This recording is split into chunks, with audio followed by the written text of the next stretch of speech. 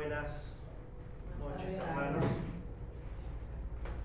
Buenas tardes todavía, por un poquito más. Buenas tardes, hermanos. ¿Cómo les va? Bien. Un gusto estar con ustedes una vez más. Vamos a continuar una vez más con el estudio del libro de Juan, el Evangelio de Juan.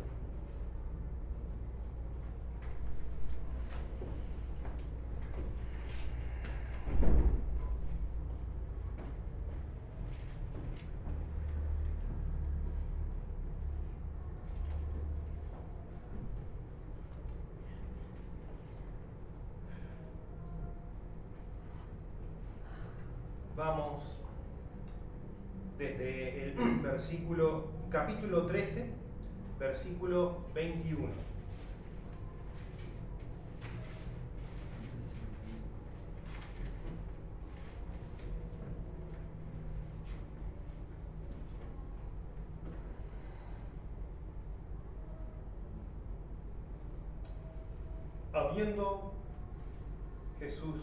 Habiendo dicho Jesús esto, se conmovió en espíritu y declaró y dijo: de cierto os digo, que uno de vosotros me va a entregar. Entonces los discípulos se miraban unos a otros, dudando de quién hablaba.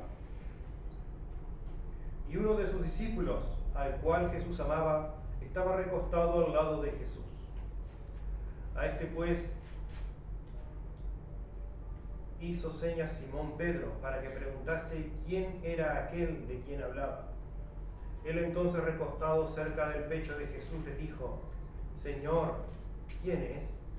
Respondió Jesús: a quien yo diere el pan mojado, aquel es. Y mojando el pan, lo dio a Judas Iscariote, hijo de Simón.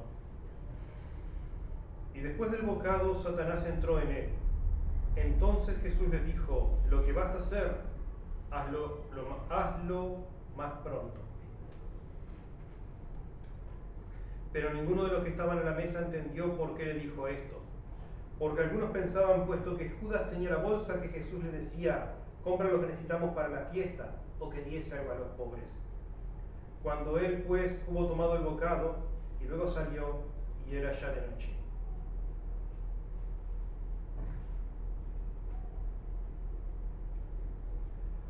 Entonces, cuando hubo salido, dijo Jesús: ahora es glorificado el Hijo del Hombre, y Dios es glorificado en él.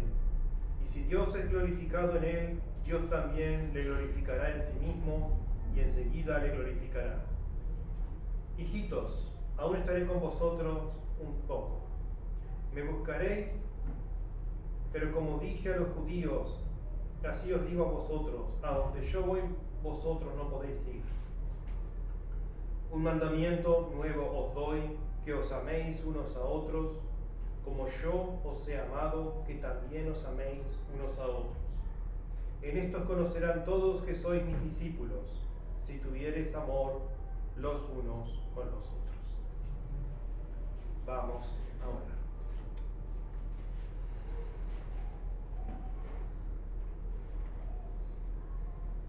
Padre Celestial,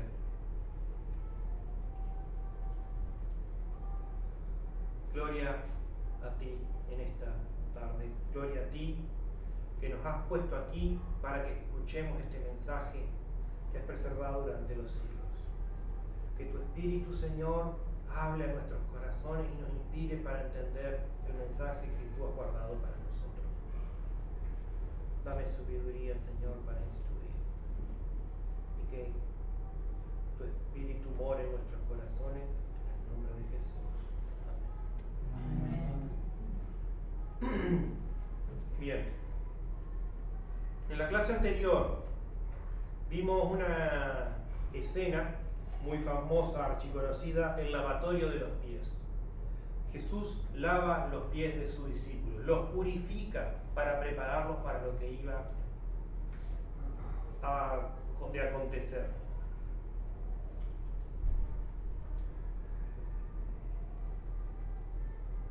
Y habiendo purificado los individuos, ahora purifica el grupo.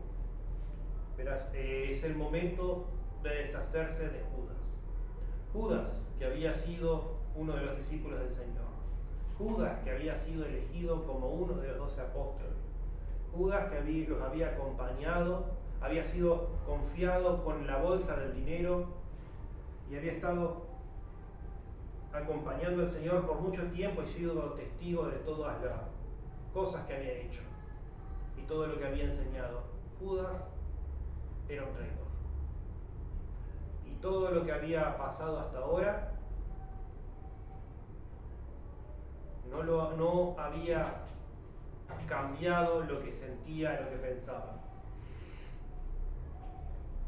En la clase anterior vimos que en el versículo 18 Jesús dice: no hablo de todos vosotros. Capítulo 13, versículo 18 Jesús dice: no hablo de todos vosotros, yo sé a quienes he elegido, mas para que se cumpla la escritura, el que come pan conmigo levantó contra mí su calcañar. Y esto es lo que vemos aquí cumplido. Judas comía el pan con el Señor y levantó contra él su calcañar. ¿Qué es el calcañar? Es el bastón.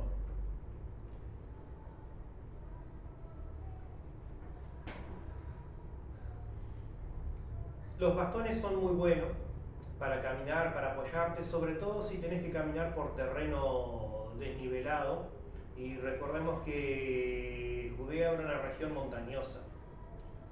Además, también sirven como instrumentos. Si sos pastores, los pastores tradicionalmente son representados con callados, porque son muy útiles para arrear las ovejas o para protegerse de animales salvajes. Y ahí está la cosa, los bastones también sirven como arma. Entonces, esperás que las personas lleven palos por ahí, era lo más normal en aquella época, y esperás que lo usen como medio de ataque o de defensa, porque bueno, si vas a atacar a alguien, ¿qué vas a usar? Lo que ya tenías a mano, el bastón.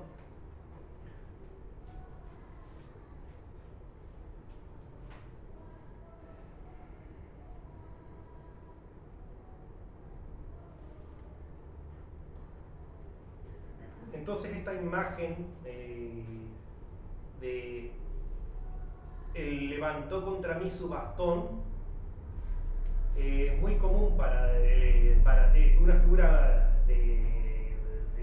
decir muy común para decir me atacó, porque es lo que usualmente esperarías.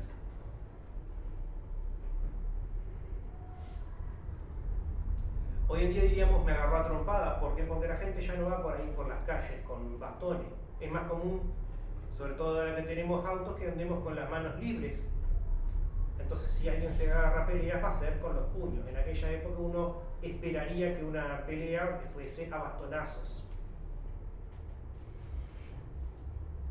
Pero es una forma de decir que hay rencillas, que hay mala sangre, que hay pelea. Judas obviamente no levantó su bastón contra Jesús de una forma física, pero esto está en una forma de decir que le buscaba daño. Y esto dice: mas para que se cumpla la escritura. Esto era una profecía, que Jesús iba a ser traicionado por uno de su círculo íntimo. Vamos al Salmo 41.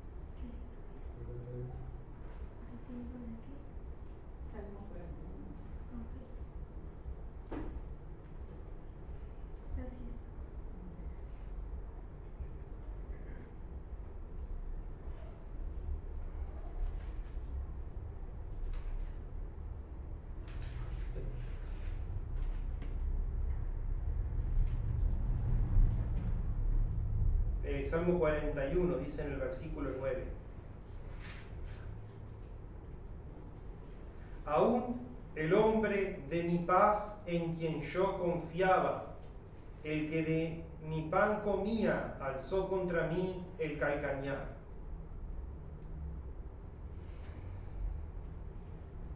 Y este es el salmo al que Jesús se refiere. Este es el versículo que cita que dice para que se cumpla lo que estaba escrito.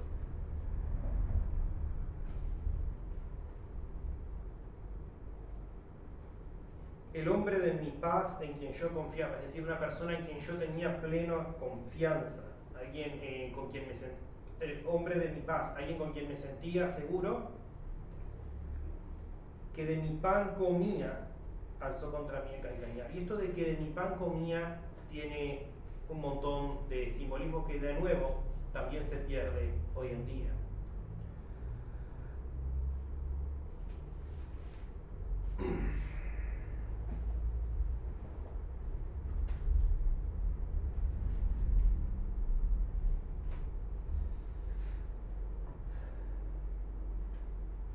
Esto de compartir el pan es muy, muy importante. Hoy vivimos en una sociedad donde, por comparación, la comida abunda.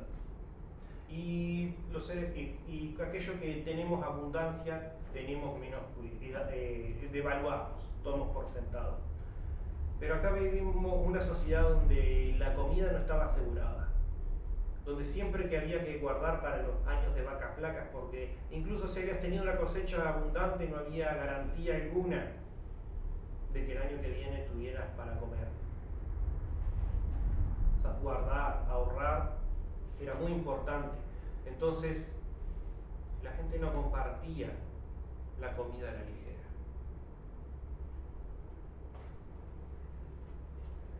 Que te compartieran la comida es que como que te dieran un beso o un abrazo. Es muy íntimo, es algo que solo haces con la familia y los amigos. ¿Qué cosa interesante? La palabra para ellos, filos, es la misma. Los antiguos no hacían el concepto de familia y de amistad estaban muy íntimamente relacionados.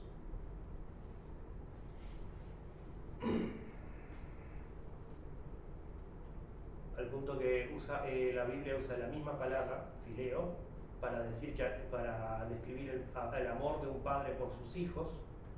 De ahí es donde viene la palabra filial y familia. Y para describir el amor entre amigos, la amistad.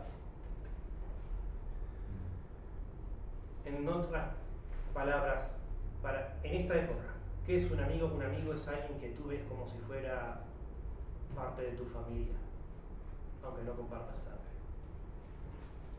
Es un miembro de tu familia. Y compartir la comida es algo que solo se hace con la familia.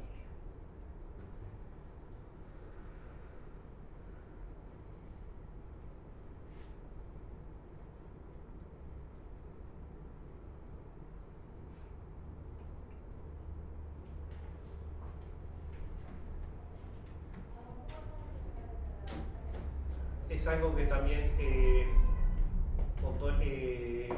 las costumbres de hospitalidad.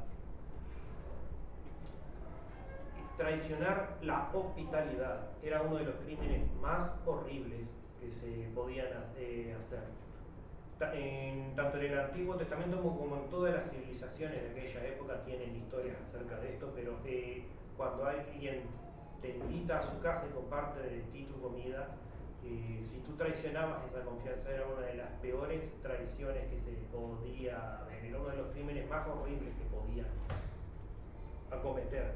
El pecado de Sodoma y Gomorra, que ameritó su destrucción, tiene parte de este cometido. Y lo que probó la fidelidad de Job es que él rehusó a entregar a sus invitados. ¿Por qué? Porque los había invitado bajo su techo y les había dado su comida. Él no iba a permitir que mal alguno les llegase porque porque mientras tenían su hospitalidad es como si fueran de su familia. Y los de Sodoma y Gomorra no tenían esa... No tenían respeto alguno por los invitados, por los forasteros. Dios incluso da mandamiento de tener protección, en el Antiguo Testamento da mandamiento de tener protección y cuidado con la gente que invitan uno. ¿Por qué? Porque forastero fuiste tú en tierra de Egipto. Así que mandaba a Dios tener cuidado con el forastero, no hacerle mal al que está desamparado, porque son personas vulnerables. Hay toda una larga tradición de cosas ahí que a veces se aprecian estas cosas mucho más cuando estudias la historia y las costumbres de los lugares. Pero vamos acá. Entonces, llegando así, habiendo Jesús dicho esto, o sea,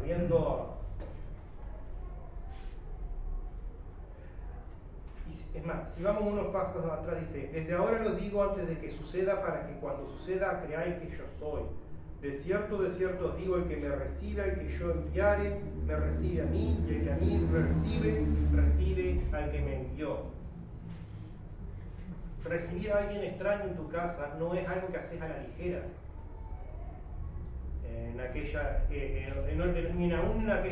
Ni aún hoy en día dejas a un extraño venir a tu casa, y en aquellos tiempos también era increíblemente peligroso. Tal vez más incluso que ahora. Por eso es que es tan sagrada la hospitalidad, porque alguien te está demostrando esa confianza y Jesús está invitando, con estas palabras está invitando a la gente a recibir a todos aquellos que vienen en su nombre. Dice, a todos los que los reciban, a ustedes y a su mensaje, en sus casas, serán recompensados porque como recibieran a mí mismo y como recibieran a mi Padre. Y aquí vemos la comparación de aquel que no recibió al Señor. Habiendo dicho esto, Jesús, acabando de decir esas palabras, se conmovió en espíritu. Es decir, estas palabras, acá es fácil leer que Jesús dijo esto, pero Jesús estaba hablando cosas muy íntimas, cosas que lo dejaron conmovido. Como cuando piensen que Jesús acá está diciendo cosas y siente como que las palabras no alcanzan para expresar la gravedad y el peso de las cosas que está diciendo. Entonces se conmovió y declaró y dijo, de cierto os digo que uno de vosotros me va a entregar. Después de haberle lavado los pies, después de haberles dicho, haberlos mandado la comisión de salir a recibir las cosas, dice, hay un traidor entre ustedes. Entonces los discípulos se miraban unos a otros dudando de quién hablaba. Estos eran los discípulos del Señor, los que habían estado con Él por toda Galilea, habían sido perseguidos de los judíos, de los fariseos y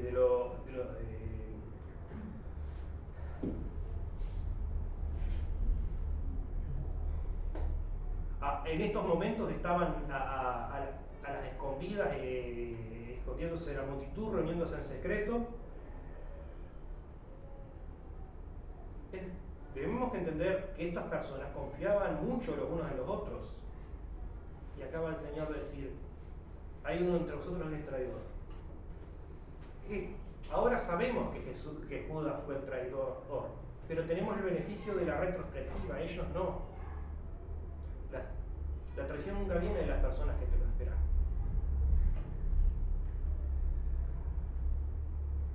Jesús sabía, pero porque Él era el Señor que estaba en control de todas las cosas y sabía a quién había elegido.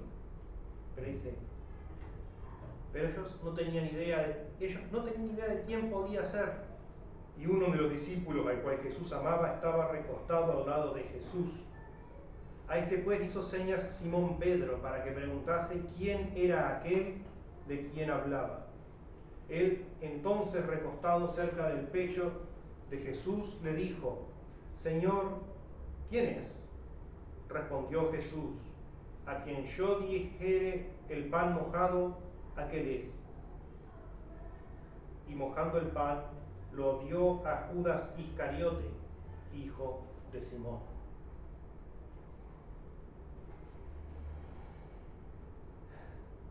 Y recuerden lo que les dije, compartir el pan es un símbolo de amistad, de compañerismo muy íntimo. Es como decirle, tú eres parte de esta familia. Y esa es la señal que eligió Jesús para denunciar a Judas. Ahora, puede que llame mucho la atención porque en algunos porque dice, uno de los versículos después dice, pero ninguno de los que estaban en la mesa entendió por qué le dijo esto. Y esto siempre me llamaba la atención. Jesús dice que uno lo va a traicionar. Y entonces le da el bocado de pan a Judas y le dice, lo que tengas que hacer algo ahora y nadie entiende. Una parte que perdí y que nunca me di cuenta, dice que uno de los discípulos al cual Jesús amaba estaba recostado al lado de Jesús. A este pues hizo señas Simón Pedro para que preguntase a quién era el que hablaba. Y entonces él recostado cerca del pecho de Jesús, le dijo, Señor, ¿quién es? Y estos pequeños detalles nos dicen que no estaban hablando, estaban cuchicheando, estaban haciéndose señas. Juan estaba al ladito del Señor, o sea, no fue algo público. Y esta también es una de las razones por las cuales sabemos que este evangelio lo escribió Juan. Contiene un montón de detalles que son privados. Solo Santiago, Pedro y Juan estuvieron presentes para todos estos detalles. Santiago no está presente para esto y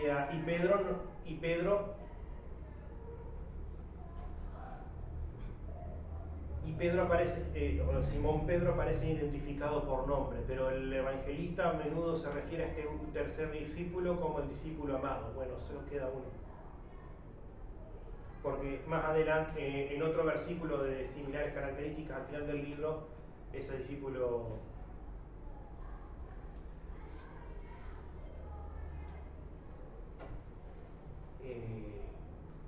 estos detalles de la intimidad nos dicen que solo podía ser uno de esos tres, y sabemos que el evangelio de Pedro es el de Mateo. Marcos.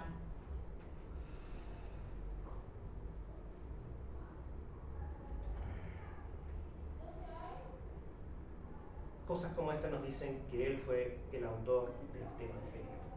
También nos dicen porque fue testigo de muchos detalles que eran privados entre Juan y el Señor. Y entonces aquí en secreto les dice, pero Señor, ¿quién va a ser? Y Jesús respondió, a quien yo diera el pan mojado, o sea, Jesús no les dice a los discípulos que Judas lo va a traicionar, le dice a Juan que lo va a traicionar con Simón probablemente escuchando. Solo Juan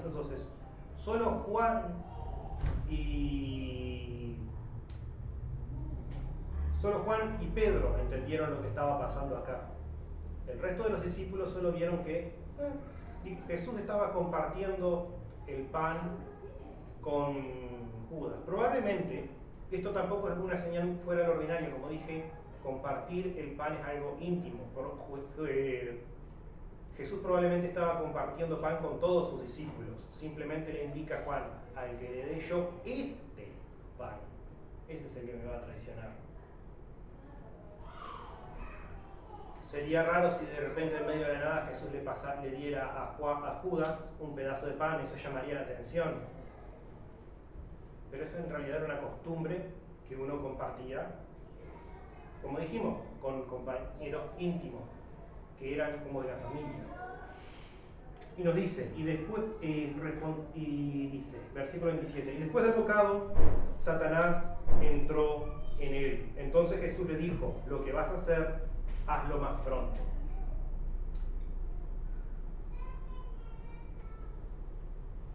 Como dijimos, Judas había estado todo el tiempo con ellos. Era uno en que los discípulos tenían tanta confianza que cuando Jesús anuncia que hay un traidor, se preguntan, ¿quién va a ser? No, Judas no era el traidor obvio. Judas era el traidor que nadie esperaba. Y Jesús le da el pan, algo que como dijimos solo hace con así amigos y familia. Está diciendo, ¿vas a traicionarme? ¿Vas a traicionarme a mí? ¿Vas a traicionar a esta, tu familia? Judas obviamente era parte de la misma cultura, compartía las mismas costumbres, sabía lo que significaba ese pedazo de pan que el Señor le estaba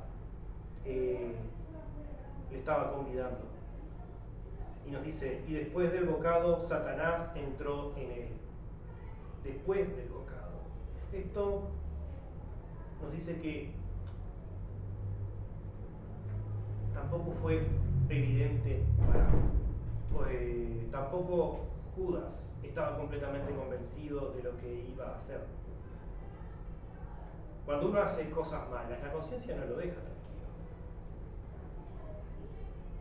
Es fácil pensar en Judas como un villano de caricatura ahí, encorvado, riéndose entre dientes, ahí tirándose del mostacho, pero probablemente Judas pasó tiempo pensando si lo que iba a hacer era correcto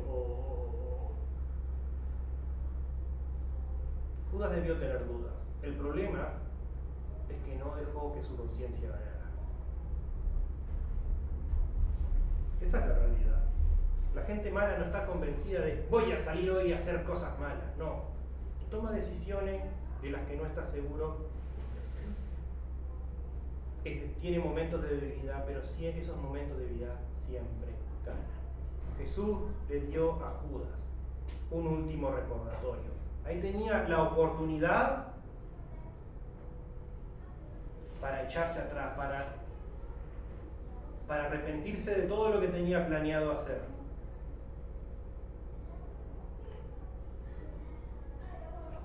Y dice, y después del bocado, Satanás entró en él. Judas tuvo una batalla interna y dejó que Satanás ganara. Dejó que Satanás ganara. Y entonces Jesús le dijo, lo que vas a hacer, hazlo más pronto. Jesús vio el momento en que Judas se dio al pecado. Tomó en cuenta el amor de este maestro, que hasta le había lavado los pies, que hasta le había convertido en su propio plato. De todos sus discípulos aquí, estaba tratando como su propia familia, como hermanos. Y no le importó. La recompensa que habían ofrecido valía más para él. Sabemos que esto es algo que Judas hasta se arrepintió, de cierto modo, no genuinamente, pero se sintió inmensamente culpable más adelante, después de haber hecho las cosas que hizo. Pero eso no le impidió hacerlo. Y pensemos, y acá hay una lección. ¿Cómo llegó Judas a este punto? Probablemente teniendo ocasión de arrepentirse del pecado y eligiendo pecar, sintiéndose culpable, teniendo otra ocasión de confrontar el mismo pecado y volviendo a pecar y sintiéndose culpable. La culpa no salva a nadie, porque la culpa no es verdadero arrepentimiento. La culpa es vergüenza de que yo no estoy a la altura de la imagen que tengo de mí mismo. La culpa es miedo de que tendré que vivir con las consecuencias de las acciones que tomé.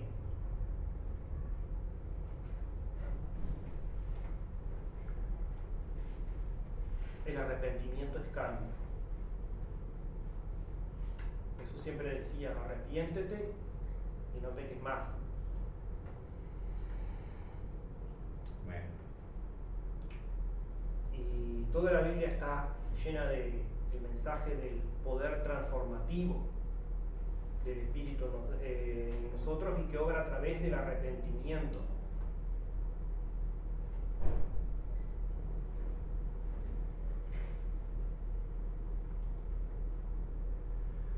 Pero Judas no se arrepintió. Judas dejó que Satanás ganara esto tengamos en cuenta. Decimos, Judas dejó que Satanás ganara. No es decir que Judas fue poseído. Uno deja que estas cosas pasen. Uno cuando elige. Fue la elección de Judas la que hizo todo esto. Por eso es pecado. Si no habría sido pecado.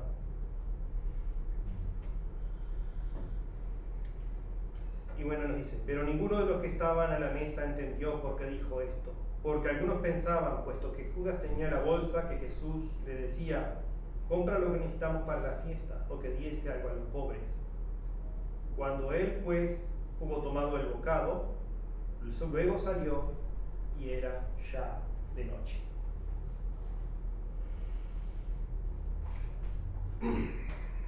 Jesús le dijo, lo que vas a hacer, hazlo más pronto. O sea, date prisa para hacer lo que tenés planeado hacer. Y Jesús sabía lo que tenías pensado hacer. Los discípulos no lo entendieron, no sabían, no entendieron, hasta aún entonces no entendieron que este era el traidor, salvo Juan y probablemente Simón que estaba escuchando. Simón Pedro.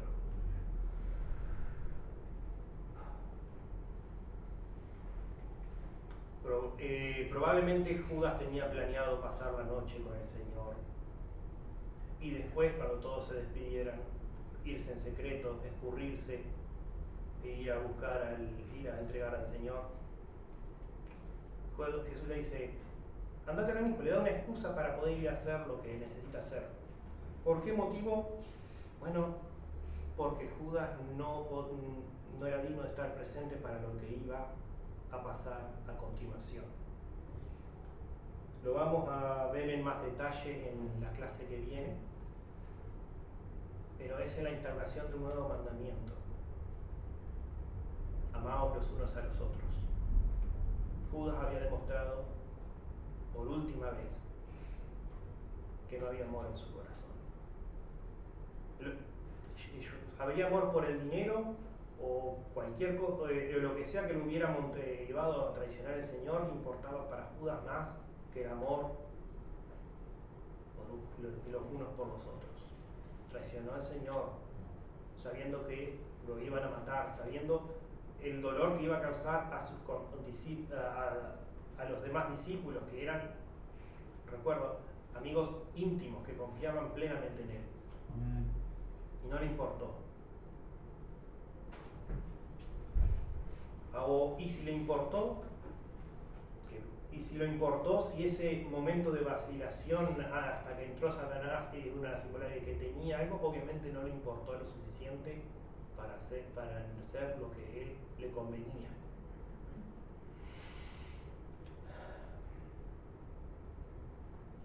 Hermanos,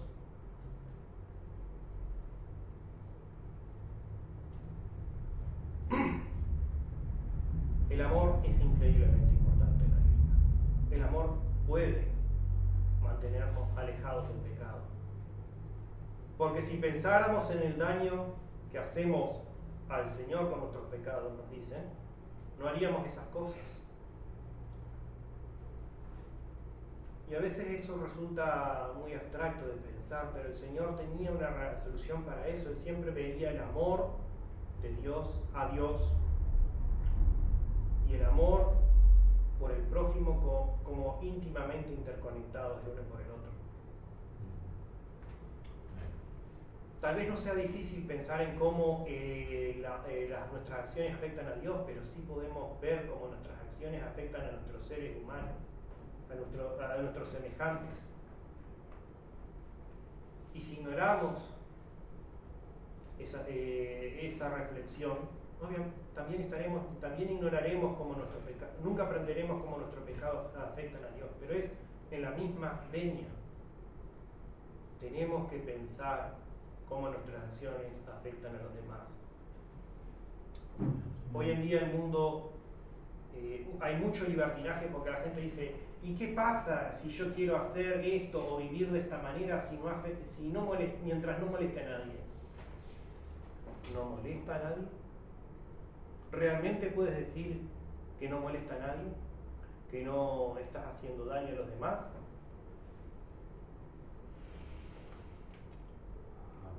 A veces es simple el hecho que la gente se preocupa por nosotros porque nos aman y nosotros desdeñamos esa preocupación.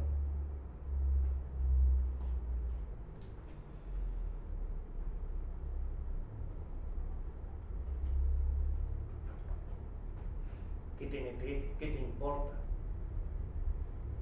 Pero el Señor nos manda a compartir.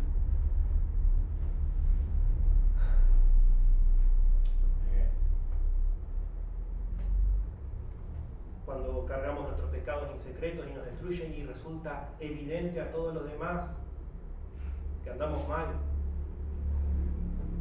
pero no queremos confesar nuestros pecados, los estamos haciendo daño. Si nos paramos a pensar, nuestras acciones siempre tienen peso en los demás, en los que nos rodean. Y es muy egoísta decir en qué afecta a los demás, porque si te paras a pensar, las cosas que hacemos siempre afectan a los demás en mayor o menor medida, pero efecto tienen.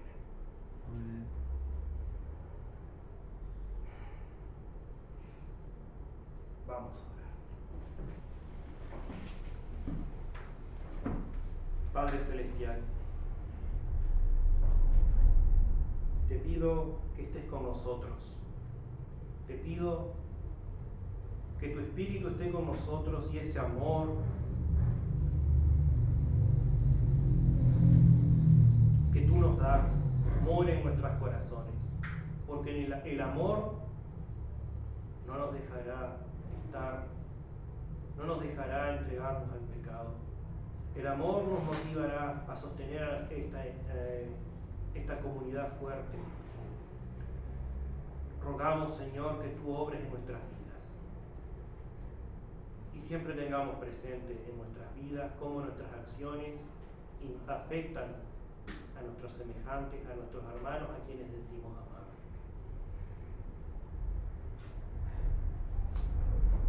Que podamos mostrar al mundo el amor que tú nos mandaste mostrar. En el nombre de Jesús. Amén. Amén.